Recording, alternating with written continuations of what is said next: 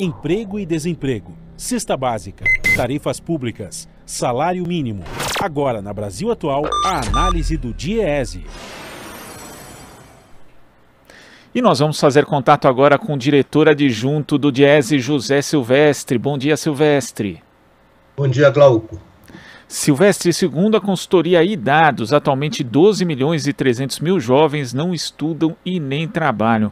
O número de pessoas até 29 anos que não têm qualquer oportunidade nem no mercado de trabalho, nem no ensino, subiu em quase 800 mil desde o início da pandemia. Hoje já são 30% dos jovens do país, segundo um estudo divulgado pelo jornal O Estado de São Paulo na segunda-feira.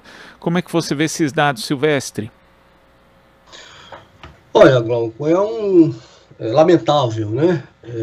Você ter um contingente tão grande de jovens, né?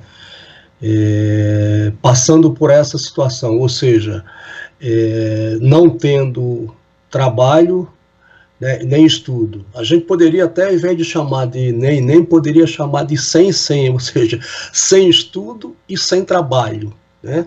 Eu acho que isso é decorrência de alguns fatores. O primeiro é o próprio baixo crescimento da economia nesses últimos anos, né? Tanto é que esses números aumentaram muito, né? Se formos comparar, por exemplo, com o mesmo trimestre lá de antes da pandemia, eles representavam aproximadamente 27%, né? E agora estão representando em torno de 30%. Um segundo aspecto que eu acho que cabe mencionar como, digamos, fator, né, desse estado de coisa é também a qualidade da própria educação, né, tanto do ponto de vista, principalmente do ensino médio, mas também do ensino superior. E terceiro, acho que um outro elemento é o fato de você não ter, os jovens não terem oportunidade de trabalho, até porque o que ocorre? As empresas exigem experiência, né, Glauco? Mas as pessoas são jovens, os caras não têm experiência, então eles vivem esse dilema, né? Quando vão em busca de um emprego, sempre encontram, digamos, essa dificuldade, essa barreira, que é o fato de não ter experiência. Mas se eles nunca trabalharam, óbvio, não vão ter experiência, né? Então, é uma situação muito delicada e que se agravou, evidentemente, na pandemia. Mas já era um problema, né?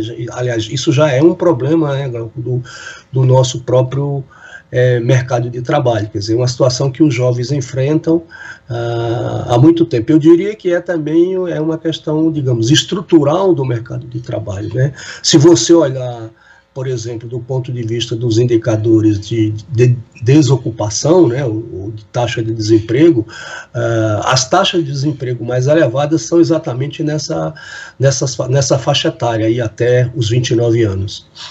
E como você falou, Silvestre, não é um problema novo, né? O Instituto Semesp já havia mostrado que a evasão de estudantes universitários durante a pandemia tinha atingido taxas recordes em 2020 e 2021, sendo que a taxa de evasão tinha chegado a 36,6%, atrás apenas daquela registrada em 2020, isso segundo dados do ano passado, né? E a gente sabe que a crise econômica ela tem um papel fundamental em relação a essa evasão, né? Porque as pessoas acabam não tendo dinheiro para continuar pagando seus cursos universitários. Agora, o que impressiona mesmo é a inação do governo diante desse quadro. Não existe qualquer tipo de medida, tanto para ajudar esses jovens a sanarem as suas dívidas, como para garantir a permanência deles no ensino superior, Silvestre?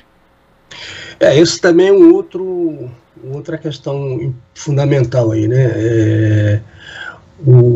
Digamos assim, a inexistência, né, de políticas públicas consistentes, mas voltadas para minorar esse problema, né, dos jovens nessa faixa etária. E você lembrou aí, que é um dado também da própria da pesquisa, enfim, a evasão escolar, né, a quantidade de jovens que desistem, né, porque não tem o financiamento. Vamos combinar que você tem uma grande inadimplência aí do FIES, né? Ou porque eles não conseguem recursos, né, políticas públicas que possam financiar os seus estudos, ou porque, do outro lado, não encontram trabalho, e não encontrando trabalho também não tem renda, né, para também financiar os seus estudos. Então, de fato, é uma situação dramática vivida pelo jovem. O que é necessário? É necessário que o governo tivesse, primeiro, o crescimento da economia, né? E segundo, ter políticas públicas que dê guarida, né? Que dê suporte a esses jovens, né? Para concluir, né? Os seus estudos e também ter oportunidade de trabalho para seguir a sua vida, né? Para poder estudar, poder ter emprego, ter renda, enfim. E é preocupante, né, porque é muita gente, né, que seja mais de 12 milhões de pessoas. Isso equivale mais ou menos à população de países, por exemplo, como Portugal, ou mesmo Bélgica, enfim, é muita gente, né. Então precisaria ter, de fato, políticas públicas que atendessem esse contingente numeroso de pessoas, jovens. Inclusive, agregando outro dado, Silvestre, no ano passado a OCDE tinha divulgado um relatório mostrando que em tempos econômicos difíceis como esse, da pandemia, a transição da escola para o trabalho, que é sempre complicada, ela se torna ainda mais problemática. Agora, quando a gente vê a média dos países da OCDE, que inclui os países mais ricos, a taxa de jovens que não estudam nem trabalham é de 15,1%. E o Brasil tem o dobro dessa taxa, né? Então, de novo, a pandemia é um fator que dificulta para todo mundo, mas no caso do Brasil, agrava uma condição que, infelizmente, já está se tornando estrutural? Eu diria que sim, né? Você ter uma taxa de pessoas nessa condição, né, em torno de 30%, é uma coisa, digamos, assustadora, né? E quando você olha também do ponto de vista dos valores absolutos, ou seja, acho que é 12,3 milhões de jovens, é muito preocupante, né? E é isso, quer dizer, é isso que você lembrou, quer dizer, considerando aí, claro, os países da OCDE, que são os países mais ricos, mais desenvolvidos, enfim, mas é praticamente o dobro do percentual, né, da taxa que é lá nesses países. E a pandemia de fato agravou a situação, mas é bom frisar que isso é uma questão que não já vem de muito antes, né? Portanto a gente pode dizer até que é estrutural mesmo, né? E você só combate isso com políticas públicas e com o próprio crescimento da economia, né, Glauco? Mas se você olhar nos últimos anos, o crescimento da economia brasileira, mesmo, não estamos nos referindo agora ao período da pandemia, ou seja, 2020 e 2021, né?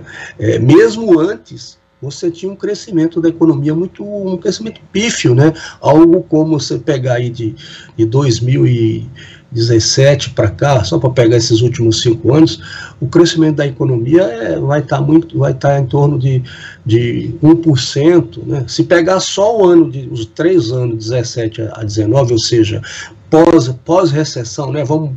Pós-recessão e antes da pandemia, você tem um crescimento aí que deve estar próximo de 1,3, 1,4 ou coisa parecida, né? Então de fato uma situação que já vinha, né? E se agrava, evidentemente, aí com o advento da pandemia em 2020 e 2021.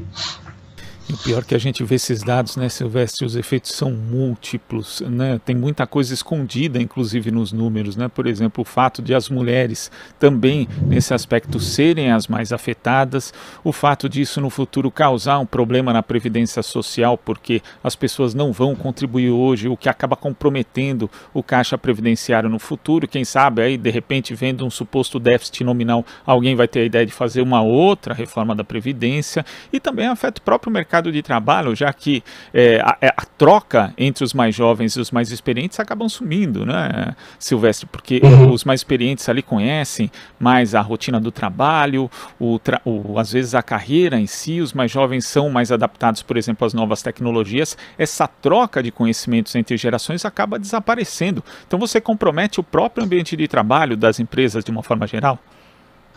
Você tem, evidentemente, outros efeitos, né? Você tem efeito, inclusive, do ponto de vista da produtividade, você tem efeito do ponto de vista do mercado, você tem efeito do ponto de vista, como você lembrou, da própria previdência, né?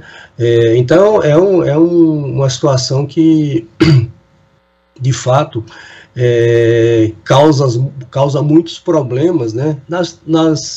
Nas mais diversas áreas, né? Quer dizer, não só do ponto de vista dos próprios jovens que são prejudicados, mas os efeitos que isso tem de maneira, digamos assim, mais ampla, né? E que também essa falta de oportunidade, né, que esses jovens têm, né? E também, né, Glauco, vamos combinar na própria família, né? Porque esse contingente de pessoas, quer dizer, nós estamos falando de pessoas dos pobres de uma maneira geral, né? Nós não estamos falando isso aqui, os jovens que estão nessa situação pode ter certeza que a grande maioria está em famílias, digamos, de menor renda, né? Não estamos falando aqui de classe média, de famílias de renda mais elevada. Isso aqui são de fato as pessoas, né, são as famílias mais pobres. Silvestre, muito obrigado pela sua participação aqui no Jornal Brasil Atual. Até a próxima. Bom dia, Glauco. Até a próxima. Bom dia. Conversamos aqui com o diretor adjunto do DIESE, José Silvestre.